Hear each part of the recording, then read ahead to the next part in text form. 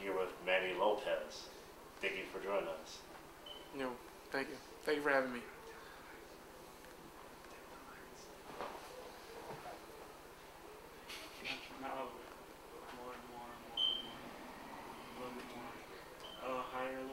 Why?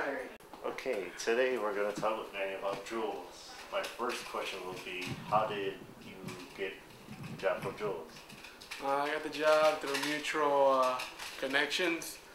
Today's world, you really can't get anything without having an insider. So basically, if I went to Jules today and get the job in like that, because I know all the managers in there. Okay, what was your first impressions about Jules? First impression was my first legal job. You know, I have to get paid under the table, and so it was pretty cool to get a paycheck, open a bank account. I was pretty excited, to tell you the most. Excited to have a job, wake up. It's pretty nice. What was the process of doing the job like? Was there a drug test?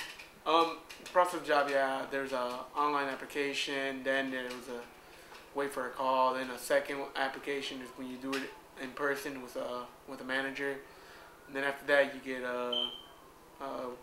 like a medical receipt. You go to a medical facility, you do a piss test, and then from there on, if you're clean, you got the job. Okay, cool. What was your first position? My first position was bag boy. How was that? At first it was pretty cool because it was like playing Tetris, but with people's groceries. So it was basically just like learn how to put it in the right order, make it fit. I was pretty good at it. I got employee of the month in less than 4 months of being in there. Really? Yeah, I started in August, and I think I got employee of the month in December. So around 4 months, I got employee of the month in less than a year. Who was your bosses?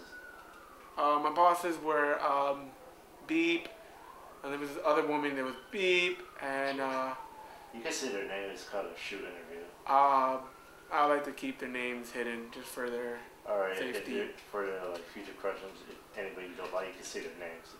Or give like a random name. I'll give them talk random about- names. Or you could talk about the individual, what they did to you, or what kind of heat you have on them. There was only one manager that I never liked, cause she was just an ultra bitch.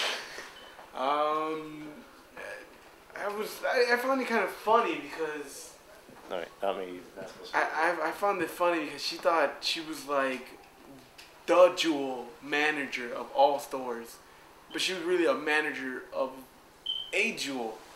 But she ran it like she was the Jewel manager of every Jewel, and I laughed every time. She will always try to push her authority over other people, because I wouldn't listen much. I was like, who cares?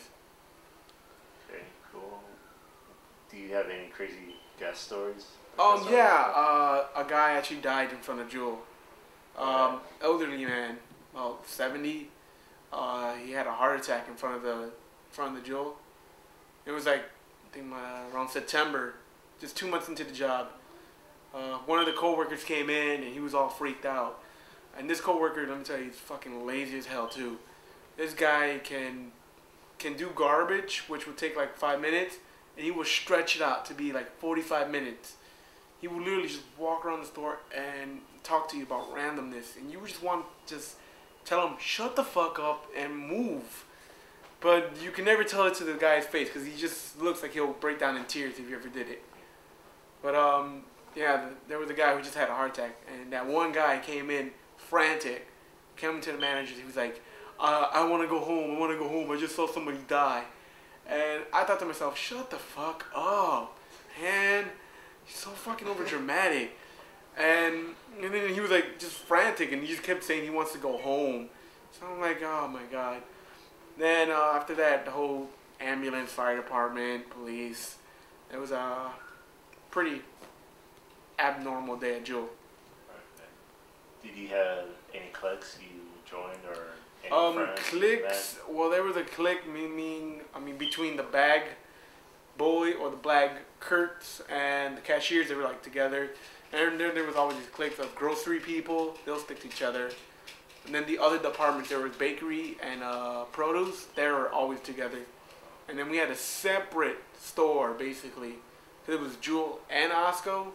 So it would be Jewel one side, and then Osco would be the other side. They were like completely different. They were assholes, basically. So there was a lot of politics. Oh, yes, yes. If you were a bag boy, you were basically the bottom of the food chain. Why's that? Because bag boys would be treated like shit. Like how? Basically, you will have to do all the janitorial things that people have to do. Sweep, mop, fucking, bend over and take it in the ass. It's just the shit you thought, hey man, my resume say I'm going to be bagging people's stuff, helping them out. Not, I'm going to go and help this one random person shovel for 3 hours in the snow. It was basically the shit job. Wow. Yeah. Have you ever cashier before? I did. I did apply for cashier, and I did it for 1 week, and I didn't like it. People are just complete dicks with coupons. I had this one elderly lady, and she just had a purse of fucking coupons. And it was ridiculous. And the amount of coupons she had. It was a day that just makes you want to go, fuck this, I'm going home. Okay. Was this the first time you ever worked on a Black Friday in the holidays with this job? No, on Black Friday actually was kind of fucked up. Any crazy stories? Yeah, on Black Friday I went with my friends. I went to go help one of my friends get a laptop for somebody because he was a complete tool. But I love him though. Love you too, man. But he got the laptop, near to say, and I had to work at 11 o'clock. So I've been up since I got off work, had Thanksgiving dinner. I was going to have to work Black Friday. At night? Yeah, in the morning. So Black Friday, I was up from 1 in the morning all the way to 9. I went home, got to sleep. I went to sleep for like 45 minutes.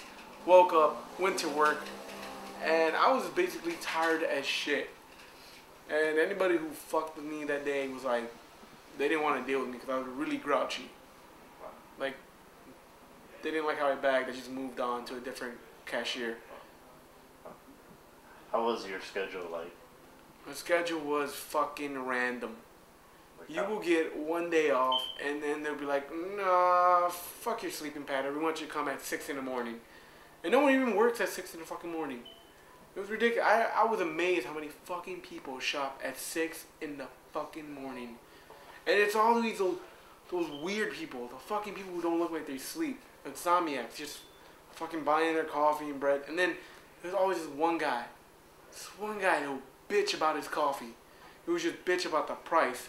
And it's because he didn't have the fucking common knowledge to look at the stickers.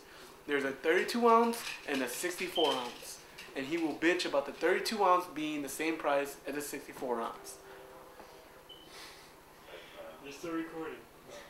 Fucking It's a good area. I like it. I have good angles. Alright. Next question. Was there a lot of gossip about people like burying each other, or like, did you ever get involved with that? No, not at all. You try to stay away from that, or? Well, I didn't really want my coworkers to be my friends because it's a fucking job. Why the hell do I want those people as my friends? You have your certain friends when you're a certain age, and then you got those other people who just come along. Was it hard to work and go to school at the same time?